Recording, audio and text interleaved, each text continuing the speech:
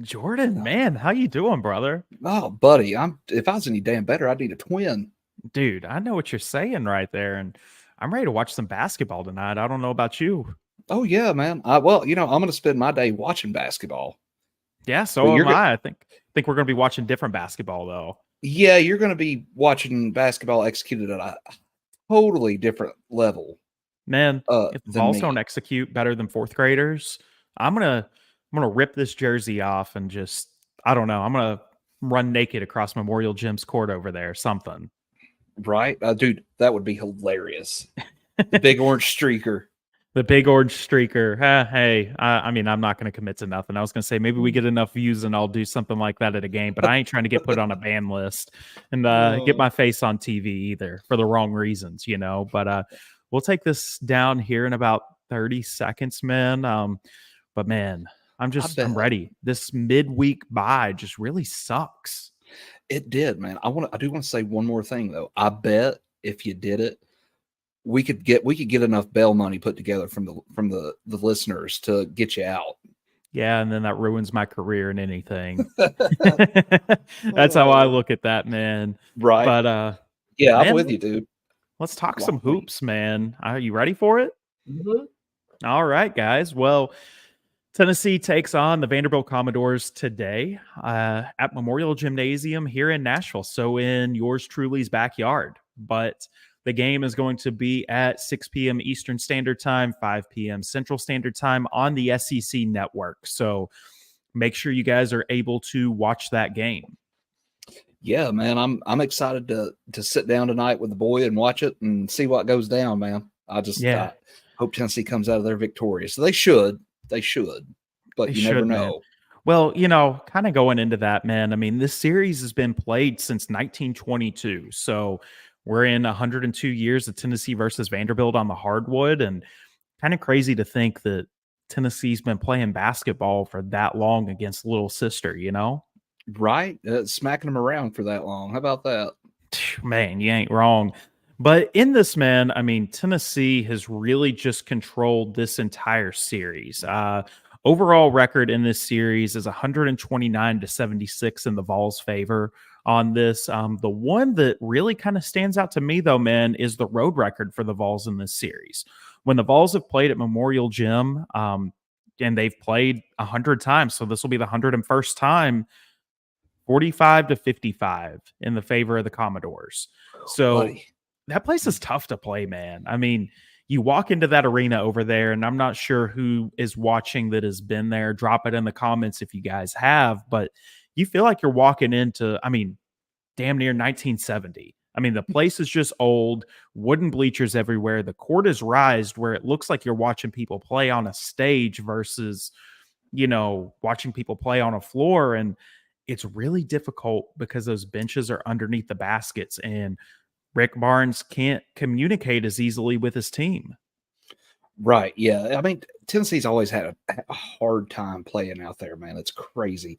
Um, that it's weird too that you kind of drop the stats too to think that Tennessee is 45 and 55 out there. It's difficult to think about It almost. is. It is. And that's a testament to how hard it is to go back to 1975 and play. You got to walk through the shag carpet and see the couch that everybody had back in the day. You know what I'm saying? You know what I'm Dude, you talking ain't about? wrong. And Vanderbilt's had a lot of good basketball in the past over there, too. I mean, when Kevin Stallings was the coach, I mean, the guy had a hell of a rivalry with Bruce Pearl in Tennessee back in the day. And I mean, before Bruce came to Knoxville, Kevin Stallings was the guy who kind of controlled the series and really ran the state for basketball, as much as I hate to say it. Right. Well, Tennessee leads the all-time series by 43 games prior to correct my math. But you know, the fact that we've that means that Vandy has only come to Knoxville and won 21 times in 102 years. That's insane. Yeah. Well, I mean, man, TBA and Stokely Athletics Center was a really tough place for Little Sister to come play. I'm just going to call it what it is. And it still is. And, this is the one thing I'm going to say. This is a team you're going to play twice this year. So you're going to see them come to the Food City Center in a couple of weeks. And they're going to remember what Tennessee does. If it's a win or a loss, the Commodores are going to remember what happened in that game. And Tennessee's going to have to put their best foot forward, not just once, but twice, to be able to take care of what Vanderbilt does. Yeah, they really are, because Tennessee always gets their best game. It does not matter. They always get their best game. Well, it's Vanderbilt's Super Bowl, man. I mean, it doesn't matter what sport it is, football, basketball, baseball, underwater basket weaving, anything. They want to be able to say, hey, it's our state, but look at what's across our chest at the end of the day. The Power T, Tennessee's on the jerseys. It's the volunteer state for a reason, and the Vols are the state's team for a reason. That's There all you I'm going to go. say on that, man. But in the last 10 matchups, Tennessee controls the series with a 9-1 record on that, with the only loss being the last game these two teams actually played, which was at Memorial Gymnasium last year on February 8th, 2023. The Commodores' Ezra Mannion hit a buzzer beater 3 over in the corner and got this lovely face y'all are seeing on ESPN. So, surrender Cobra at all, man. I mean, it was just bullshit. I'm gonna call it what it is. It was bullshit. So getting to see Tennessee kind of avenge that loss right there, I think is going to be big. If everybody remembers correctly as well, Josiah Jordan-James did go down with an injury right at the end of that game. Then Julian Phillips kind of decided to be the guy to take the last shot and took a horrible, ill-advised layup with probably about 10 seconds left in that game. Missed it. Vanderbilt is on the run, no timeouts, goes down there, hits the buzzer beater 3, and yours truly gets put on ESPN. I don't foresee the game going the same way, because that Vanderbilt team last year is much, much different than the one that the Commodores have put on the hardwood this year.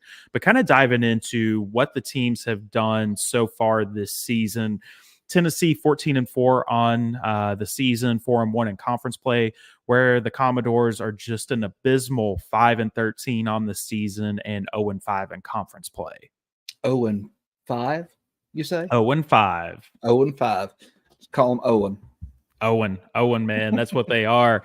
Tennessee is currently sitting in third place in the SEC with that 4-1 record, half a game behind the Tigers of Auburn and the Crimson Tide, who currently share first place right now. Tennessee's a half game back because Tennessee's not at that 5-win mark yet in the conference. That midweek bye kind of is what has made it that way, but I don't foresee Tennessee not being at the top of the league for long. Vanderbilt is currently sitting at 13th in the conference, half a game above the Missouri Tigers, which, as I've told everybody, I mean, I don't know what's going on in Como right now. And, we'll dive into that a little bit more when Tennessee does take them on. But I don't know what's going on with Vanderbilt, man. I mean, they were a really good team last year, and they've not been able to do anything. In the Commodores' last 5 games, they've all been losses. Mississippi State, 68-55. Auburn, 80-65. Ole Miss 69-56, LSU 77-69, and the most surprising one to me, honestly, was when they took on the Tide 78-75. Yeah, they've been in some close games, and I think they've, what makes those scores look a little bit worse than what they are is they've had to foul late down the stretch, and teams are hitting free throws, this, that, and the other. They're not. I don't feel like they're as bad as that record says they are, but then again, maybe they are. I don't know. I mean, right now the record looks that way, and I don't think Vanderbilt's going to fire Jerry Stackhouse, mid-season. We'll see him one more time later this year whenever the Commodores do come to the 8-6-5. But, man, that's going to be the last time we face off against Jerry Stackhouse, in my opinion. I don't see how he keeps his job after this year. Well, that kind of goes along with what our buddy from Locked On Vandy, Corey Burton, was saying. Just, it doesn't sound like it's going to end well for him this year, for sure. So, almost hate to see it. Yeah, man, I like Jerry Stackhouse, and he's a dying breed of a coach that likes to wear a suit and tie as well. Right? Yeah, he always comes to the gym looking like he's ready to go to church right after. Bro, ain't that the truth? But, kind of diving into what the Vols have done for the past 5 games. This is a Tennessee podcast, so I'm sure you guys already know, but we'll break it down for y'all anyways. Tennessee is 4-1 in the last 5, with the lone loss coming against Mississippi State in that 5-point loss, 77-72. Biggest win out of that entire stretch right here.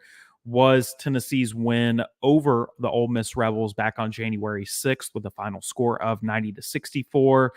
And honorable mentions on that, we'll give the Alabama Crimson Tide final score on that one, 91-71 for the Vols, and the Gators 85-66 for the Vols.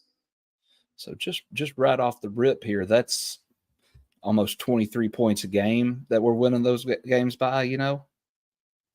Oh, yeah, man. I mean, that's Tennessee's really just kind of controlling things too. And one other thing I do want to touch on right here is what Tennessee's Big Three has been able to do in SEC play.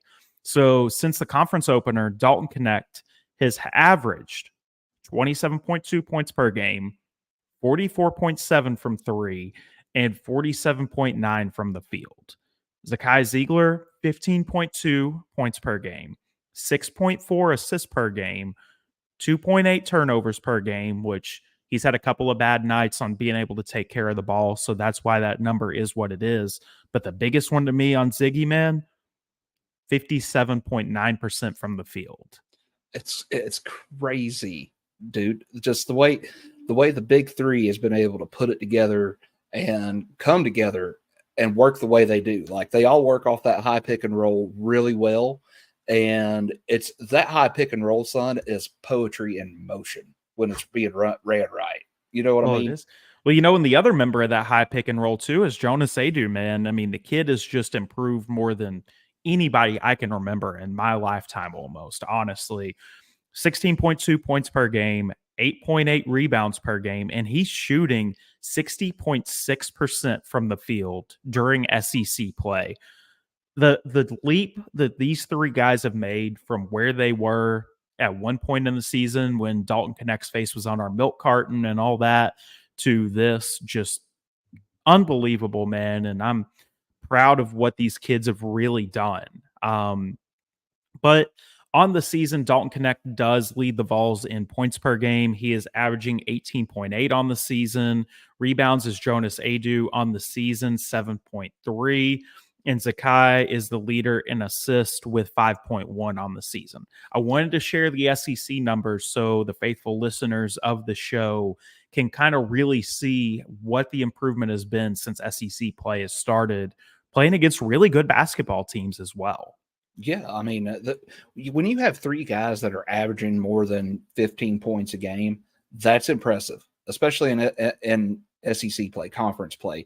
It's one thing to do it against some non-con teams, you know, that aren't very good. Tennessee's played some really good non-con games, but conference play, it's a whole different animal because you're getting everybody's A game every week, every night. Well, you're playing against teams that are evenly matched with you on paper when it comes to recruiting rankings, the money that they spend on their facilities and to go get these players. So that's how you can really see how good a team is, honestly, is what they do when they get to league play. But Vanderbilt, man, talking about their leaders on the season, Ezra Mannion is the leader in points per game for the Commodores, 15.2 points per game, and he's shooting 47% from the field. So really high number for him. Tyron Lawrence is going to be the leader in rebounds for the Commodores, 4.9 per game. So not really good right there.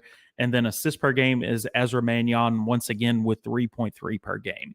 All I'm saying by looking at those stats right there, Tennessee's Big Three leads in every single one of those categories. Yeah. So what that tells me is you shoot about at the clip you've been shooting this year.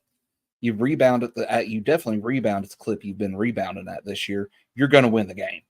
Yeah, you should. I mean, and kind of diving into what the teams have done on the entire year as well. Tennessee's averaging 79.7 points per game, where the Doors are averaging 67.2. Field goal percentage, Tennessee is at 44.8, where Vanderbilt is at 39.9. Rebounds per game, 39.6 for Tennessee, 35.8 for Vanderbilt. Assists per game, and this is the largest number right here in the discrepancy. 17.3 for Tennessee, where it's 9.8 for Vanderbilt. They do not share the rock well in the 6-1-5.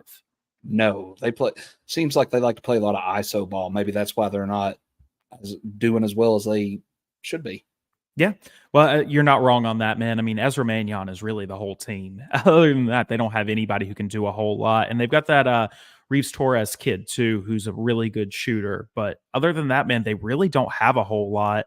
And then the last number I do want to share with the listeners before I kind of turn things over to you with what you expect for the game and share some betting odds. Steals per game. Tennessee 8.4, where Vanderbilt is 6.4.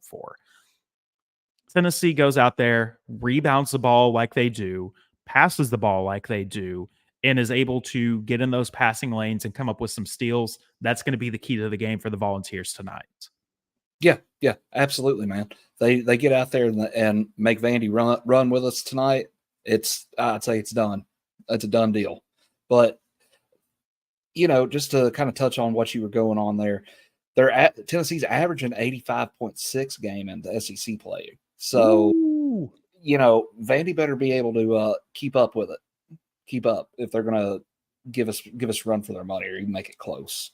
That being said, the spread is 16.5 in favor of Tennessee, and the over-under is 141.5. So, what I'm thinking, I would probably hammer the over because chances are if we're scoring 85, if Tennessee's scoring 85.5, let's call it 86, Vandy's going to surely can get at least 60. You would think so. You would think. I think the over's a safe bet on this one. Spread-wise, though, man, that's one that I kind of struggled with because Tennessee's always played tightly by Vanderbilt in Memorial Gym. Yeah, I mean, you're not wrong on them, man. I mean, look at what it was last year. Tennessee lost the game by 1 point. And then I'm pulling up the stats from the game in 22 that was in Nashville as well. Tennessee only won that one by 8 points with a final score of 68-60. Right. So it's, it's going to be, if I was going to place this wager, I would actually probably buy maybe 3.5 points and take the 20.5 for Vandy. But I think Tennessee would cover 16.5. I think it'll fall in that range. I'm going to take the Vols to cover, man. I mean, I just think this Tennessee team is that much better than Vanderbilt, honestly. And if we continue to keep it rolling like we have been, Jonas Adu plays the best ball of his entire career once again. Dalton Connect continues to keep his Wooden Award campaign alive. I don't see Tennessee having any issues on this one, man. Well, that's true, but we've also watched the same team all year, and we know Tennessee likes to play down to their opponent. That is true. That is very true right there, and I could see that being an issue in this one as well. Now you could buy that same 3.5 and say Vols cover 13 if you wanted to make it real safe for you. That is true. I mean, you could do that. I mean, and like I said, I'm going to take Tennessee to cover, and I'm going to take the over on this one. I just think this Tennessee team is much better than this Vanderbilt team, honestly. And it all starts with Dalton Connect, man. And I'm looking for the stat right now as we speak. Sorry, guys, going on live. I did not have the time to prepare on this, but Dalton Connect is averaging 31 points per game on the road this season. Ooh, can he have sexy. That same number once again tonight? If he does, I don't think that there's going to be any issues, man. As long as the other two do what they're supposed to do and what they have been doing, I would agree with that. I've always heard people talk too about how different that gym is and how it's not a shooter's gym. It's not. The baskets are so far away from the fans to begin with. Like it feels like you're playing in a stadium almost, but a very shitty and rundown stadium with the shag carpet and all. You ain't wrong. But that's what I've always heard.